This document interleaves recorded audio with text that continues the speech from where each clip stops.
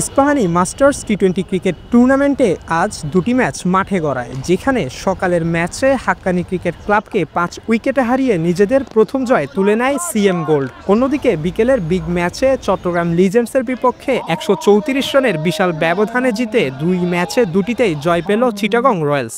ইনশাল্লাহ আমাদের আশা অনেক, আমরা ইনশাল্লাহ ভালো খেলার অনেক ইচ্ছা। ইনশাল্লাহ সামনে আরও দুটা ম্যাচ আছে, ম্যাচ খেলে ইনশাল্লাহ ফাইনালে চ্যাম্পিয়ন হওয়া ইচ্ছা আমাদের সবচেয়ে বড় ইচ্ছা। মাঠের ফ্যাসিলিটিস আর আদার অর্গানাইজেশন সব কিছু ঠিক আছে ইনশাল্লাহ। হ্যাঁ, এই আর কি। আমরা রয়্যালস আমরা দুইটা ম্যাচে ডমিনেটিং উইন করছি। ইনশাল্লাহ আমরা ফাইনাল খেলার জন্য এখানে আসছি। আর আমাদের টিমের ব্যাটসম্যানরা আলহামদুলিল্লাহ যেভাবে খেলছে এটা জয়টা আরও সহজ করে দিছে আলহামদুলিল্লাহ। মানে উপরে ব্যাটসম্যানরা যেমন বিশেষ করে ডালিম ভাই যে স্টার্টটা দিছে, আমাদের নিচের ব্যাটসম্যানদের জন্য অনেক ইজি হয়ে গেছে বিষয়টা। চিটাগং রয়্যালসের টসে জিতে ব্যাটিং করার সিদ্ধান্ত যে সঠিক ছিল তার প্রমাণ দেয় ব্যাটাররা। তাদের মারমুখী ও আগ্রাসী ব্যাটিংয়ে 20 ওভারে 187 রানের বড় স্কোর দাঁড় করায়। আর এই পাহাড়সম টার্গেটে ব্যাট করতে মুখ থুবড়ে পড়ে চট্টগ্রাম লিজেন্ডস। ফলে বড় জয়ে মাঠ ছাড়ে চিটাগং রয়্যালস। এই টুর্নামেন্ট শুধু প্রতিযোগিতার জায়গা নয়, বরং অভিজ্ঞ ক্রিকেটারদের জন্য মাঠে ফেরার এক দারুণ উপলক্ষ। আয়োজকরাও বলছেন, এমন উদ্যোগ স্থানীয় ক্রিকেট সংস্কৃতিকে আরও প্রাণবন্ত করে তুলবে এবং তৈরি করবে বন্ধুত্বপূর্ণ এক প্ল্যাটফর্ম।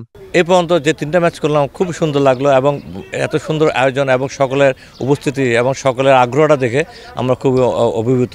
বিশেষ করে আমাদের স্পন্সর যেভাবে আগে আসলো, স্পন্সর প্রতিষ্ঠানের সকল কর্মকর্তারা আমাদের এখানে উৎসাহ দিচ্ছে এবং খেলোয়াড়রা মন প্রাণ খুলে খেলতেছে। এটাই প্রাপ্তি, এটাই পাওয়া, এটাই চাচ্ছিলাম, এবং এটাই যেন অব্যাহত থাকে। আগামী খেলাগুলো যে সুন্দরভাবে শেষ হোক, ওয়েদার আমাদের পক্ষে আছে, ইনশাল্লাহ বাকি খেলাগুলো সুন্দরভাবে শেষ করতে পারবো এই প্রত্যাশা ব্যক্ত করতেছি। এটা একটু কম্পারেটিভলি সিনিয়রদের খেলা, তো সিনিয়রদের খেলা নর্মালি আমরা খুব কম দেখি। সেই হিসাবে এরকম একটা টুর্নামেন্ট হচ্ছে, সিনিয়ররা খেলছে, জুনিয়ররা সেই খেলাগুলো দেখছে, একটা ব্রিজ হচ্ছে, অনেকের সবার সাথে সবার একটা জেলিং হচ্ছে, সবাই এক্সপিরিয়েন্স শেয়ার করছে, প্লাস যারা খেলছেন তারা অতীতে ফিরে যাচ্ছেন, বেশ ভালোই। এবং আমি তো বলেছি যে ইস্পাহানি আসলে সব ধরনের খেলার সাথে সবসময় সংযুক্ত থাকে।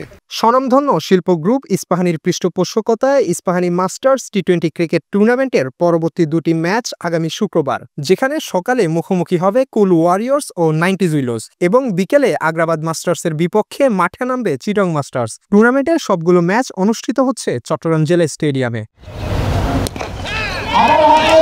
Mahmudul Ashik, N sports.